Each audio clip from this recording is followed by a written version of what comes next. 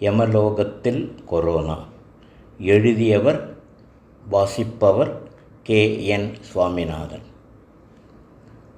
தருமநெறி நின்று நீதி பிறழாமல் பூமியின் பாரத்தை குறைக்கும் தர்மராஜர் வருகிறார் வருகிறார் வருகிறார் என்று காவலர்கள் கட்டியம் கூற ராஜசபைக்குள் நுழைந்தார் யமதர்மராஜன். பூவுலகில் ஆயுள் முடித்து வந்தவர்கள் தர்மராஜனை காண வரிசையில் காத்து கொண்டிருந்தார்கள். கிங்கரர்கள் பூவுலகிலிருந்து வந்தவர்களை கட்டுப்படுத்தும் பணியில் இருந்தார்கள். என்ன சித்திரகுப்தா, பூவுலகிலிருந்து மானுடர் வரத்து அதிகமோ என்றார். ஆமாம், எங்களுடைய வேலை நேரம் போக அதிகமாகவே உழைக்க வேண்டியிருக்கிறது. கூடுதல் சம்பளம் எதுவும் இல்லாமல் என்றார் சித்திரகுப்தர். மானிடர்கள் நேர்காணலை ஆரம்பிக்கலாம் என்றார் தர்மராஜர். தன்னிடம் இருந்த குறிப்பேட்டின் துணையுடன் பூவுலக வாசிகளை அறிமுகம் செய்து அவர்கள் செய்த நன்மை தீமைகளை யமனிடம் பட்டியலிட்டு கொண்டிருந்தார் விசித்திரகுப்தன். குறிப்பேடுகளை சரிபார்த்து சித்திரகுப்தன் கேட்கும் ஏடுகளை எடுத்து உதவி கொண்டிருந்தான். தற்போது தர்மராஜனை நேர்காணும் முறை சத்தியசீலனுக்கு. சித்திரகுப்தன் ஏடுகளை பார்த்து பேசுவதற்கு முன்னால் பேச ஆரம்பித்தான் சத்தியசீலன். என் பெயர் சத்தியசீலன். பாரத நாட்டில், குறிப்பாக தமிழகத்தில் எல்லோராலும் மதிக்கப்பெற்ற அரசியல்வாதி. பூவுலகில் என்ன நடக்கிறது, அங்கு மக்களின் நிலை என்ன என்று அறியாமல் நீங்கள் இங்கே நடத்துகின்ற நேர்காணல் வன்மையாக கண்டிக்கத்தக்கது. திடுக்கிட்ட யமராஜன், நீ சொல்வது ஒன்றும் புரியவில்லையே மானுடனே என்றார். கொரோனா என்ற பெயர் கொண்ட ஒரு கொடுமையான நுண்கிருமி பூலோகத்தை ஆட்டி படைத்து கொண்டிருக்கிறது. வளர்ந்த நாடுகள், வளரும் நாடுகள் என்ற பாகுபாடு இல்லாமல் எல்லா நாடுகளும் அதன் பிடியில் சிக்கி தவிக்கின்றன. நுண்கிருமியின் பரவலை தடுக்கவும் அதன் தாக்கத்தை குறைக்கவும் முகக்கவசம் அணிதல், சமூக இடைவெளி, ஊரடங்கு உத்தரவு என்று பற்பல வழிகளை நாடுகள் கையாண்டு வருகின்றன. இதை பற்றிய சிந்தனை எதுவுமே இல்லாமல் திருவிழா போல இங்கே கூடியிருக்கும் கூட்டத்தை பார்த்தால் நுண்கிருமி பருகுவதற்கு ஏற்றமான இடமாக தோன்றுகிறது.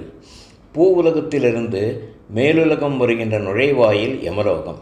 இங்கு சரியான கட்டுப்பாடுகள் இல்லை என்றால் நுண்கிருமி தேவலோகம், சத்தியலோகம் என்று மற்ற லோகங்களுக்கும் பரவும் வாய்ப்புள்ளது. பூவுலகத்திலிருந்து வந்த கொரோனாவை மற்ற லோகங்களுக்கு பரப்பிய பழிச்சொல் யமதர்மராஜனாகிய உங்களையே சாரும் என்று நீண்ட பிரசங்கத்தை முடித்தார் சத்தியசீலன். மிகவும் மனக்குழப்பத்துடன் என்ன செய்வது என்று வினவுவது போல சித்திரகுப்தனை பார்த்தான் காலதேவன். தேவரே, சத்தியசீலன் சொல்வது அனைத்தும் உண்மை. காற்றில் கிருமிகள் ஒருவரிடமிருந்து மற்றொருவருக்கு பரவும் என்ற காரணத்தால் வாயையும் மூக்கையும் மூடி வைக்கும்படியான முகக்கவசம் அணிகிறார்கள். பொது இடத்தில் நபர்களுக்கிடையே 6 அடி இடைவெளி விட்டு நிற்கிறார்கள். மனிதன் ஒரு ஊரிலிருந்து மற்றொரு ஊருக்கு செல்ல அரசின் அனுமதி வேண்டும். அனுமதியுடன் சென்றாலும் சென்ற இடத்தில் சில நாட்கள் தனிமைப்படுத்தப்பட்டு அப்புறம்தான் அவர்கள் வெளியே செல்ல அனுமதிக்கப்படுகிறார்கள். பூவுலகிலிருந்து திரும்பி வருகிற கிங்கரர்கள் தலைவலி, இருமல், ஜுரம் என சொல்லி கேட்டிருக்கிறேன். ஆகவே சத்தியசீலனின் அறிவுரைப்படி தேவையான நடவடிக்கை எடுப்பது உசிதம் என்றார் சித்திரகுப்தர். தர்மராஜர் சத்தியசீலனுடன் ஆலோசித்து கீழ்கண்ட அரசாணைகளை வெளியிட்டார். எல்லோரும் கண்டிப்பாக முகக்கவசம் அணிய வேண்டும். அரசவையிலும் பொது இடங்களிலும் 6 அடி சமூக இடைவெளி கட்டாயமாக கடைப்பிடிக்கப்பட வேண்டும். பூமியில் கொரோனாவால் உயிரிழந்தவர்களும் அவர்களை அழித்து வந்த கிங்கரர்களும் 20 நாட்கள் தனிமைப்படுத்தப்படுவர். மற்ற காரணங்களால் உயிர் துறந்து வந்தவர்களும் அவர்களுடன் வந்த கிங்கரர்களும் 10 நாட்கள் தனிமையில் இருக்க வேண்டும். தனிமைப்படுத்துதல் முடிந்தவுடன் பூலோகத்திலிருந்து வந்தவர்கள் யமதர்மனின் நேர்காணலுக்கு அழைத்து வரப்படுவர். தனிமைப்படுத்தும் காலத்தில் கிங்கரர்களுக்கு சம்பளத்துடன் விடுப்பு கொடுக்கப்படும். சத்தியசீலனின் அறிவுரையால் மனம் மகிழ்ந்த காலதேவன் தன் தலையில் தானே மண்ணை வாரி போட்டுக்கொண்டதைப் போல அவரை தன் ஆலோசகராக நியமித்தான். தனிமைப்படுத்தியவர்களை கவனித்து கொள்ள மற்ற லோகங்களிலிருந்து கன்னிகையர் தெரிவிக்கப்பட்டனர். பூலோகத்திலிருந்த யமதூதர்கள் தனிமைப்படுத்தப்பட்டதால் அவர்கள் மாதத்தில் 2 அல்லது 3 முறை மட்டுமே பூலோகம் செல்ல நேர்ந்தது. மற்ற நாட்களில் வேலை செய்யாமல் சம்பளம் பெற்றுக்கொண்டு ஓய்வு எடுத்து கொண்டிருந்தார்கள். முன்பு பூலோகம் செய்ய தயக்கம் காட்டிய கிங்கரர்கள் குறைந்த வேலை முழுச்சம்பளம் என்பதனால் பூலோகம் சென்று உயிர் பறித்து வர போட்டி போட ஆரம்பித்தார்கள்.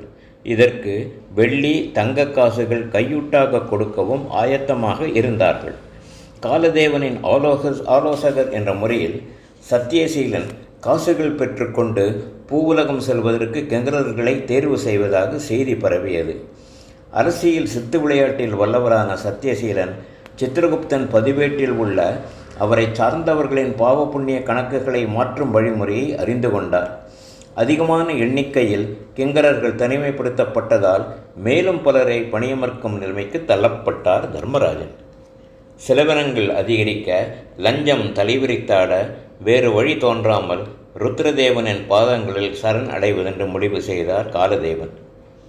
காலதேவனின் கலக்கத்தை போக்க வந்தது போல அரசபையில் நுழைந்தார் முக்காலமும் உணர்ந்த நாரத மாமுனிவர். என்ன அமைதர்மரே, ஏன் வாட்டம் முன்முகத்தில்? கொரோனா வருகையால் உன்னுடைய வேலைப்பளுவும் அதிகமாகிவிட்டதா என்ன? எல்லாம் அறிந்த உமக்கு என்னுடைய நிலை தெரிந்திருக்கும் என்று நினைக்கிறேன் என்று ஆரம்பித்த காலதேவன் செலவினங்கள் அதிகரித்திருப்பதையும் லஞ்சம் என்ற பூதம் காலடி எடுத்து வைத்திருப்பதையும் சொன்னார். பரமசிவனை சரணடைவதுதான் இதிலிருந்து விடுவதற்கு ஒரே வழி என்று முடித்தார். நாரதர் கேட்டார், பூவுலகில் உயிர் புரிந்தவுடன் என்ன செய்வார்கள்? அவரவர்கள் குல வழக்கப்படி உடலை எரிப்பார்கள் அல்லது புதைப்பார்கள். அப்படியானால் கிங்கரர்கள் கொண்டு வருவது இறந்த அந்த உடலினில் அடைபட்டு கிடந்த ஆத்மா.